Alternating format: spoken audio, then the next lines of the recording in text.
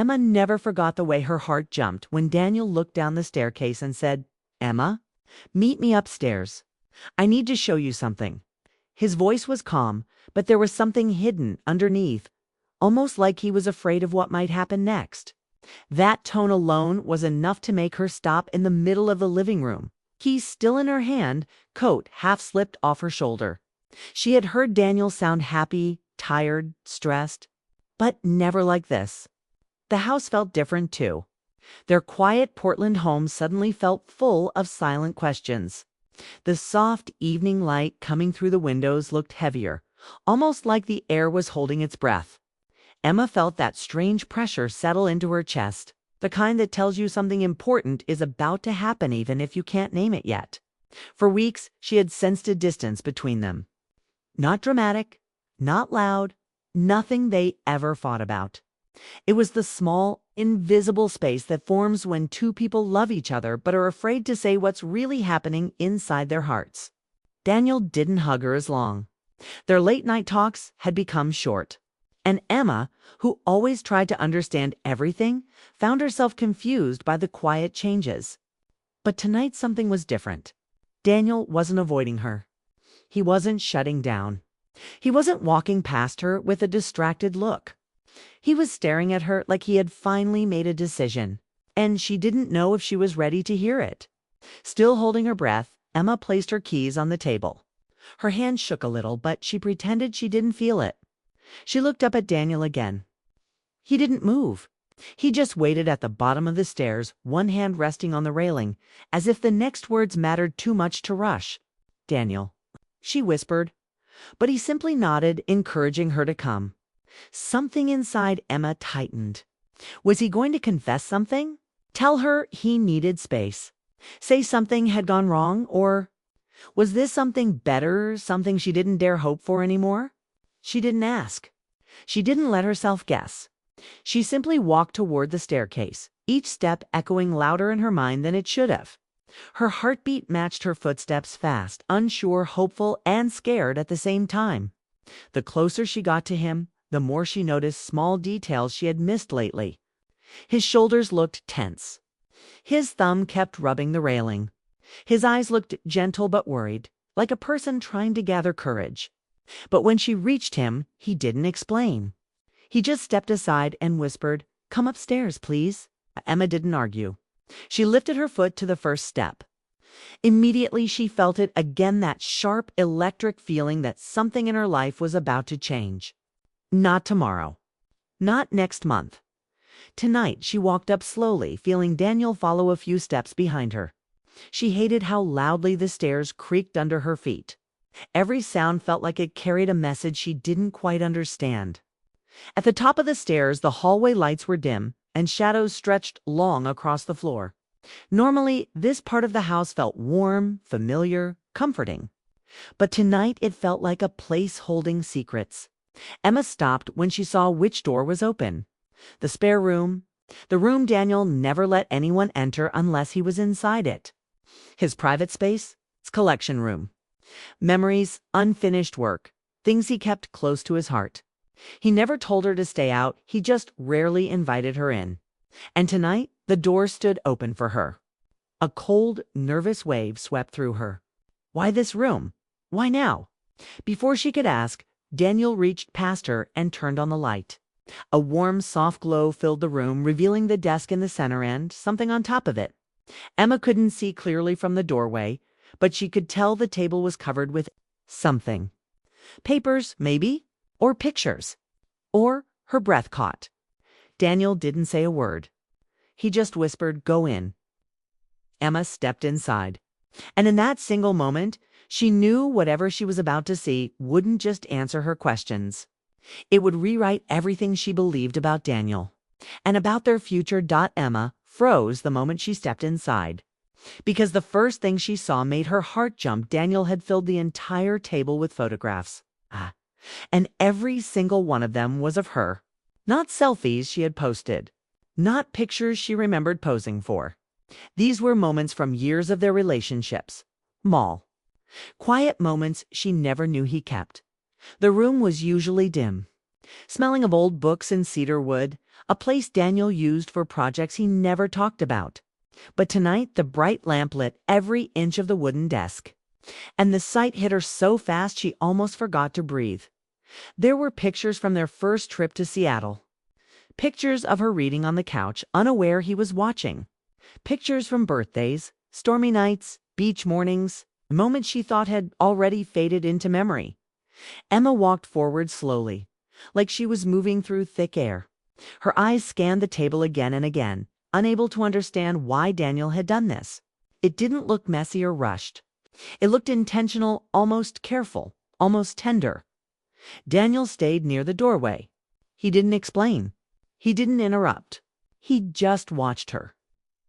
His hands tucked nervously into his pockets. Emma touched a picture gently, the one of her laughing while holding a broken umbrella during a heavy Seattle rainstorm. She remembered that day clearly. She had slipped on the sidewalk, he had caught her, and the umbrella snapped in half. They laughed until they couldn't breathe. She hadn't seen this picture in years. She didn't even know Daniel still had it. "Daniel," she whispered, not knowing what else to say. Still, he didn't answer. He just nodded toward something on the corner of the table.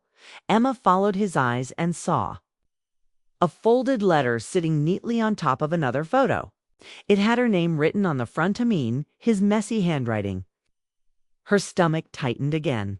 She didn't move toward it. Not yet. She was still trying to understand everything else first. There were pictures she didn't even know existed, like one of her sitting on the porch last winter, wrapped in a blanket, staring at the snowy sky. Daniel had taken it from inside the house, and she never noticed. Another picture showed her asleep on the couch after a long shift, her hand still holding a half-open book. Emma felt her throat tighten. These weren't just memories. They were moments of love, moments of attention, moments he saved without telling her. And seeing all of them together made her realize something she hadn't expected. Daniel had been paying attention all along, even when he seemed distant. But then she saw something else, small sticky notes placed beside certain photos. One said, "She didn't see me take this. She looked peaceful." Another, "I miss moments like this." Another, "How do I tell her the truth?" Emma's heartbeat quickened. The truth? What truth? She turned again toward Daniel. "Why did you collect all these?" she asked softly. He swallowed, his jaw tightening for a moment. "Because I needed to remember," he said quietly. "And because I didn't know how to talk about it?" "Talk about what?" Emma felt a wave of nervousness mixed with confusion. The room suddenly felt smaller, as if the walls had leaned closer. She reached for the letter. Daniel's breath caught, not loud, but enough that she noticed. Whatever was inside that envelope mattered. Emma hesitated for a second. The room was silent except for the faint hum of the desk lamp. She could hear her heartbeat, steady but anxious. She lifted the envelope gently, feeling its weight. It wasn't heavy, but it felt important. Before she opened it, she looked at Daniel again. His eyes were soft but scared, like someone bracing for a storm he created himself. "Is this bad?" Emma asked, her voice small. He shook his head slowly. "No, it's just real. And I'm afraid of real." That answer didn't help. Not fully. But it told her one thing. Whatever he wrote came directly from his heart. Emma slid her thumb under the fold and opened the letter. Her eyes moved over the first line. And in that moment, the truth Daniel had been holding on to finally began to unfold in front of her. Emma froze as she read the first words of Daniel's letter. "I'm scared of losing you." Those words hit her harder than anything she had imagined. She had thought she knew him, thought she understood the distance between them, but seeing it in his handwriting made it real. His fear, his love, his honesty, all of it spilled onto the page, raw and trembling. She could feel the weight of months, maybe years, emotions carefully hidden behind small silences and distracted moments. The letter wasn't poetic or dramatic. It didn't have grand declarations. It had truth, messy, human, vulnerable truth. Daniel wrote about the times he had pulled away, the moments he had acted distant because he didn't feel enough. He admitted 2 nights of staring at the ceiling, wondering if he was hurting her just by being who he was. He admitted to keeping things from her, not because he wanted to lie, but because he was afraid she would think he wasn't enough. Emma's eyes blurred as she read on. The letter mentioned tiny details she had forgotten, the way he remembered her favorite mug, the first time he noticed her smile in the rain, how he felt seeing her excited about small things in life. Each memory was a window into a heart she hadn't fully seen before. She realized then that his silence hadn't been absence, it had been struggle.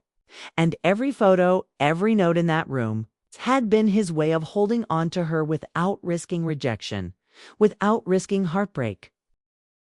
Her hands shook slightly as she held the letter. She had so many questions. But Daniel was still quiet behind her, letting her absorb everything before speaking. Emma turned a page, and there it was, the part that made her chest ache. I don't always know the right way to love you. I fail sometimes. I shut you out when I shouldn't. But my heart has always been yours, even when I was too scared to show it. Emma felt tears slip down her cheeks. She had been blaming herself for the cold silences, the distance, the quiet arguments that never began.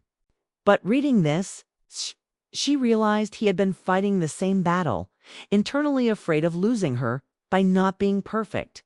Finally, she lowered the letter and looked at him. "Daniel, why didn't you just tell me?" she whispered. Her voice cracked, but it wasn't anger. It was relief, confusion, and hope all at once. Daniel's shoulders slumped slightly. "Because I thought, if I said it, you'd finally see I'm not enough. I thought you'd leave, and I couldn't bear losing you by speaking my truth." Emma stepped closer, letting her fingers brush against his. "You've already shown me more than words could. This, all of this, proves you care even when you're scared. You don't have to be perfect. I just need you." Daniel's eyes glistened. He looked down, then up at her with a mix of relief and vulnerability. He reached into his pocket and pulled out a small silver key. Emma blinked, surprised. "It's for the chest under the table," he said quietly. "Everything I've been holding on to, not from you, but from myself." Okay. Emma knelt and opened the chest. Inside, there were no shocking secrets, no dramatic confessions of betrayal. Instead, it held small notes, each carefully folded, each written at different times throughout their relationship. Emma picked one up. "I love how you make ordinary days feel magical. Another, I wish I had the courage to say this out loud. But I'm proud of you. Another, I'm afraid I'll disappoint you. But I will try every day to be worthy of you."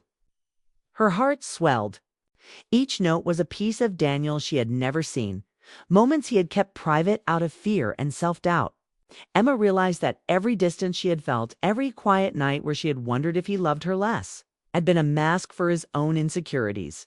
She stood holding a note in her hand and looked at him. "Daniel, I don't need perfect. I just need the real youth one who writes these notes, who cares so deeply even when it scares you." He exhaled slowly, as if he had been holding that breath for years. I needed you to know, Emma. I needed you to see my heart." She stepped closer and wrapped her arms around him. His arms went around her in return, hesitant at first, then firmer, holding her like he never wanted to let go. There was no dramatic confession, no sweeping promise, just the quiet, emotional recognition of love and trust rebuilt. Emma realized in that moment that trust isn't always loud or obvious. Sometimes it's in the silent work someone does behind the scenes. Sometimes it's in letters, photos, and tiny reminders of love that say, "I'm here. I'm trying. I love you."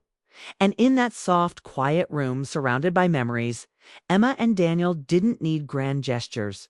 They just needed to hold each other, knowing that fear, honesty, and love could coexist in that sometimes. Showing your heart slowly is the most powerful way to heal it. He watched her quietly, giving her the space to discover it herself. The chest under the table had seemed small and unassuming at first, but tonight it held the promise of truth. And Emma felt a strange combination of excitement and fear. She knelt in front of it and inserted the key, turning it slowly. The lock clicked and the lid lifted, revealing its contents. Inside there was no treasure, no dramatic revelation of betrayal. Instead, there were neatly stacked notes, folded carefully and placed like pieces of a puzzle. Emma picked up the first note and read it. It was simple, yet it carried the weight of unspoken emotions. I'm proud of you, even when I don't say it. Another note read, I wish I could be braver. But I'm trying. With each note she unfolded, Emma felt the layers of Daniel's heart open before her. Each message was a confession, a memory, a silent vow. Tears welled up in her eyes as she realized the depth of his emotions. Daniel had never been absent. He had been present in ways she hadn't understood, through small, private gestures, through moments he captured silently, through words he was too scared to speak aloud. Every note, every photograph, every memory in that room was a testament to his love and his struggle to show it. Emma looked up at him, her voice soft but firm. Daniel, all of this, it's you. This is the part of you I never got to see before. The part that loves me even when you're afraid. He exhaled, relief washing over him like a tide breaking a dam. I was terrified. Terrified you'd think I don't care, or that I'm not enough. That I'd lose you if you saw how scared I really am. Emma reached for his hand. Daniel, love isn't about never being scared. It's about showing up even when fear is there. And tonight, you've shown me everything. You've trusted me. He nodded, his eyes glistening. The room was quiet except for the soft hum of the lamp above them, the gentle ticking of the wall clock, and their synchronized breathing. In that stillness, Emma understood that this was more than just a moment of discovery. This was a turning point, a silent acknowledgement that love and trust could coexist, even when doubts and fears lingered. Then she noticed something else in the chest, a small, folded envelope labeled for the future. Her curiosity was piqued. Daniel smiled faintly, seeing her reaction. Open it, he whispered. Emma unfolded it and found a short letter inside, written more recently than the others. I want us to build something that lasts, something honest. I don't know all the answers, but I know I want you in every chapter. Her heart swelled. Every hesitation, every moment of distance, every fear he had carried this letter erased it. It wasn't just a promise. It was an invitation to grow together, to trust each other fully, to embrace vulnerability without shame. She looked up at him again. Daniel, I've waited for this. Not for perfect love, not for grand gestures, but for real love. And this is real. Kay stepped closer, wrapping his arms around her gently. They held each other in the middle of the quiet room, the chest between them, filled with proof of a love that had been quietly waiting to be shared. Emma realized that sometimes the most shocking discoveries aren't betrayals or secrets. They're confirmations of care, persistence, and devotion hidden in plain sight. The evening stretched on, but neither of them noticed. They didn't need words. They didn't need dramatics. In the soft glow of the lamp, surrounded by memories, they felt a bond rebuilt from honesty, fear, courage, and unwavering affection. Emma rested her head on Daniel's chest, listening to the steady rhythm of his heartbeat, and knew that trust wasn't instantaneous. It was earned slowly through moments of honesty, vulnerability, and care. For the first time in months, she felt completely safe in his presence. The key, the chest, the notes, they weren't just objects. They were symbols of patience, love, and the courage to be truly seen. And Emma realized something profound. Sometimes the most powerful acts of love aren't grand declarations or sweeping gestures. They're small, thoughtful acts that prove someone is willing to show their heart, even when it's scary. As they stood together, holding on to each other, Emma whispered softly, I trust you, Daniel, and I always will. He hugged her tighter, a quiet promise in that embrace. The chest remained open, the notes visible but no longer necessary. They had served their purpose. The real gift was the trust they had rebuilt, the love reaffirmed, and the understanding that sometimes vulnerability leads to the deepest connection imaginable. And in that moment, Emma knew that love wasn't about avoiding fear. It was about facing it together, hand in hand, with hearts open and trusting that the other person would do the same.